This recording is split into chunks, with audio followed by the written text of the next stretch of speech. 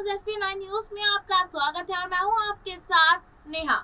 इस साल के अंत में गुजरात का चुनाव है और बता दें आपको कि यहाँ अंदरूनी सूत्रों के हवाले से जो अपडेट आई है वो भी आपको बता दें कि गुजरात का चुनाव थोड़े ही दिन में चुनाव आयोग गुजरात चुनाव की तारीखों का ऐलान कर सकता है, क्योंकि यहाँ पर पता चला है हिमाचल प्रदेश के चुनाव का जब नतीजे आएंगे उसी के साथ गुजरात के नतीजे भी आएंगे। तो हो सकता है, उम्मीद और कयास ये लगाए जा रहे हैं कि हिमाचल के साथ ही गुजरात का चुनाव भी हो सकता है।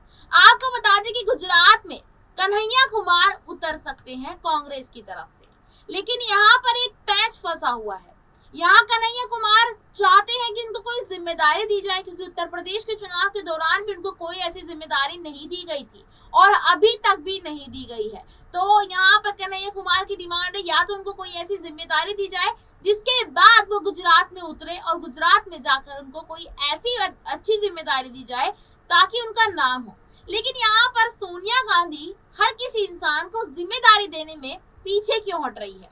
कांग्रेस अध्यक्ष की अगर यहाँ बात करें तो कांग्रेस को अध्यक्ष पद की इंतजार थी कि वो कब भरेगा। अब तो कांग्रेस को अध्यक्ष भी मिल गया है, फिर भी यहाँ गुजरात में किसी को नहीं उतारा है। क्या कांग्रेस के पास कोई चेहरा नहीं है गुजरात में उतारने का, या कांग्रेस उतारना ही नहीं चाहती है? ये कुछ बड़े सवाल हैं जिन पर आज हम बात करने जा रहे हैं और इन सब मुद्दों पर बात करने के लिए मेरे साथ मेरे सहयोगी अबरार मौजूद है।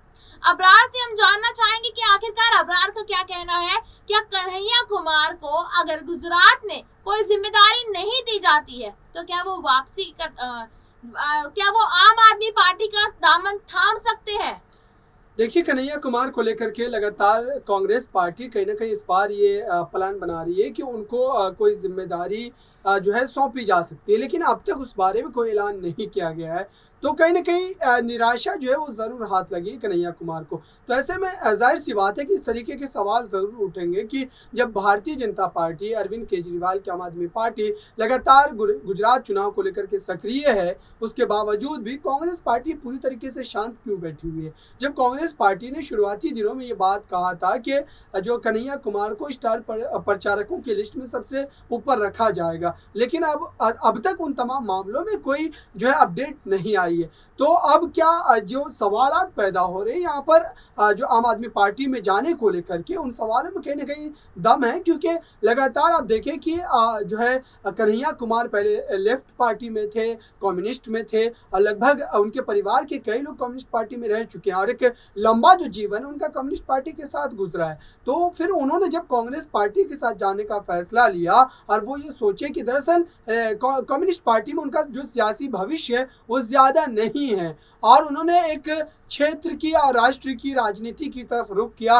और फिर कांग्रेस पार्टी का दामन थाम लिया। ऐसे में हो सकता है कि वो आने वाले दिनों में कांग्रेस पार्टी में भी अगर उनको इस तरीके से सम्मान नहीं मिलता है, कांग्रेस पार्टी अगर उनको कोई बड़ा पद नहीं सौंपती है, जैसा कि लगभग जो है 1 वर्ष से भी ज़्यादा हो चुके हो उनको कांग्रेस पार्टी में गए हुए और कई चुनावों में। लेकिन अबरार, यहाँ पर मैं इसी से आपका सवाल लूंगी। कांग्रेस की हमेशा से नीति रही है कि युवाओं को ज्यादा से ज्यादा पार्टी में आने के लिए उनको ऐसा प्रेरित करना और उनको कोई बड़ी जिम्मेदारी देना। तो देखिए, अगर यहाँ पर कन्हैया कुमार को जिम्मेदारी नहीं देती है कांग्रेस, तो वो तो खुद ही अपने पैर पर कुल्हाड़ी मार लेगी। फिर तो वो युवाओं को अपनी पार्टी से दूर भगाना चाह रहे हैं।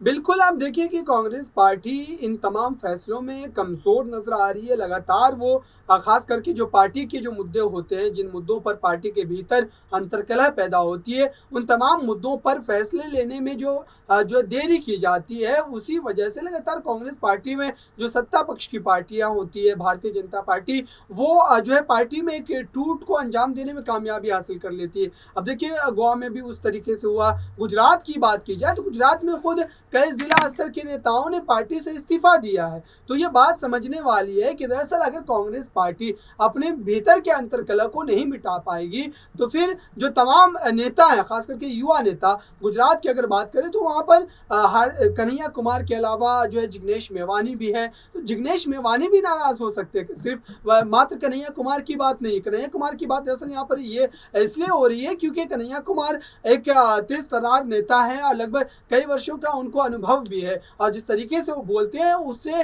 कांग्रेस पार्टी को फायदा भी मिलता है। और गुजरात चुनाव में लगातार इस बात की चर्चाएं तेज हो रही थी पहले कि आने वाले समय में गुजरात में कन्हैया कुमार को कोई बड़ी जिम्मेदारी सौंपी जा सकती है, लेकिन अब तक उन तमाम बातों पर चर्चा भी ना होना ये इस बात की ओर इशारा कर रहा है कि दरअसल कांग्रेस पार्टी अब तक किसी अंतरिम फैसले पर पहुंची ही नहीं है। उनके मन में अभी भी लगता है कि इस तरीके की शंकाएं बनी हुई है कि कन्हैया कुमार को स्टार प्रचारक बनाया जाए या नहीं बनाया जाए, क्या उनके बनाए जाने से पार्टी को नुकसान होगा या बीजेपी जो इसका सियासी फायदा उठा लेगी। ये तमाम चीजें अभी भी उनके जहन में बनी हुई है, इसी वजह से कन्हैया कुमार पर अब तक कोई फैसला नहीं आ पाया। बिल्कुल, यहाँ पर कांग्रेस पार्टी के पास अभी तक गुजरात चुनाव को लेकर कोई रणनीति नहीं है। ये बात एकदम साफ है कि गुजरात चुनाव को लेकर कोई यहाँ पर कुछ नहीं दिखाई दे रहा है कांग्रेस पार्टी में। खैर, ये तो आने वाला समय बताएगा कि गुजरात में आखिरकार होगा क्या और कांग्रेस पार्टी क्या करेगी क्या नहीं करेगी। क्या कांग्रेस पार्टी वाकई में यहाँ पर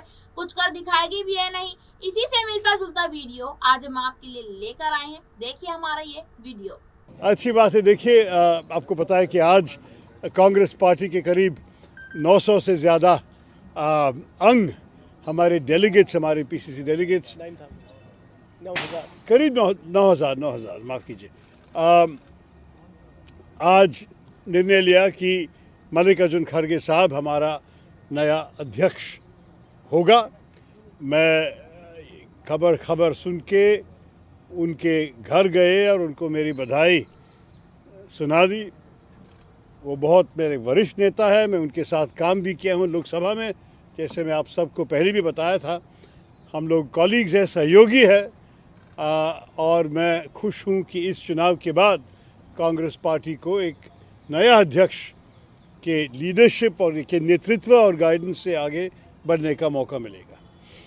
मैं ये भी कहूँगा आप लोगों से कि मैं बहुत आभारी हूँ कि इतने सारे कांग्रेस कार्यकर्ताओं ने मुझे समर्थन दिए, जिनमें से 1000 से ज़्यादा मतदान देने वाले हमारे डेलीगेट्स भी थे और बहुत सारे जो शायद वोट देने का हक नहीं था लेकिन कांग्रेस पार्टी की भलाई के लिए काम करने वाले मुझे हर प्रदेश में आके समर्थन दिए, मेरे साथ निकले और हर जगह में, जैसे अब आज भी देखते हैं, मेरे साथ रुक के मुझे जिस किस्म के मॉरल सपोर्ट दिए, मैं इसके लिए आभारी हूँ।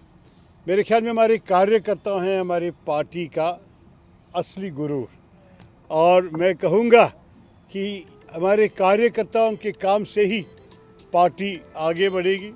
और मैं खुश हूँ कि उनको इस विषय से इस चुनाव से उनको भी एक मौका मिला हमारे पार्टी के भविष्य के बारे में सोचने के लिए, और उनके ही पसीने से, उनके ही काम से हमारे पार्टी का भविष्य बनने में एक बहुत बड़ा भूमिका लेना। मैं चाहता हूं कि पार्टी उनकी भी आवाज़ सुने। मैं चाहता हूं कि खड़गे साहब का विजय हम सब मान ले कि कांग्रेस पार्टी की जीत है। मैंने शुरुआत से ही कहा था, ये कोई व्यक्ति का विषय नहीं, मैं मेरे लिए कुछ नहीं चाहता। मैं सिर्फ चाहता हूं कि पार्टी मजबूत बने, क्योंकि भारतीय मजबूती के लिए एक कांग्रेस मजबूत होना बड़ी ज़रूरी है। तो इसी स्पिरिट में और इसी उद्देश्य से मैं लड़ा, और जो भी इस लड़ाई में भाग लिए उनको मेरी बधाई और मेरी ऑल माई ग्रैटिट्यूड मैं बताना चाहता हूँ। मैं उससे अभी रुकूंगा, क्योंकि अगर आप लोग को प्रश्न होंगे तो शायद उसके लिए जवाब दे दूंगा, लेकिन मेरे मन में ये बहुत अच्छा हुआ कांग्रेस पार्टी के लिए, और यहाँ से हम आगे बढ़ के कांग्रेस को हमारे देश के आने वाले चुनावों में एक बहुत बड़ा असर पड़ेगा मेरे ख्याल में, क्योंकि हमारे कार्यकर्ता भी जाग गए हैं, सब लोग तैयार हैं बीजेपी के चुनौती को निपटने के लिए। और मैं भी काफ़ी कॉन्फिडेंट हूँ कि हमारी पार्टी आप लोगों को हमारी कामयाबी दिखा सकेंगे।